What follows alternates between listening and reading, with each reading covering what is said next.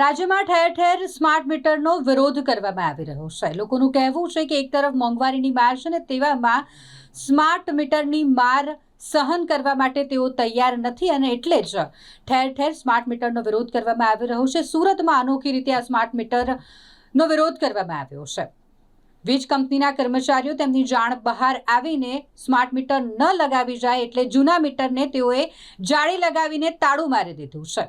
આ પ્રકારે સુરતના પાંડેસરા વિસ્તારમાં સ્માર્ટ મીટરને લઈને લોકો દ્વારા વિરોધ કરવામાં આવ્યો છે। સુરતમાં જાણે વીજ કંપની સ્માર્ટ મીટર લગાવવાના મૂડમાં છે અને તેમાં સુરતના નાગરિકો આ સ્માર્ટ મીટરનો વિરોધ કરી રહ્યા છે।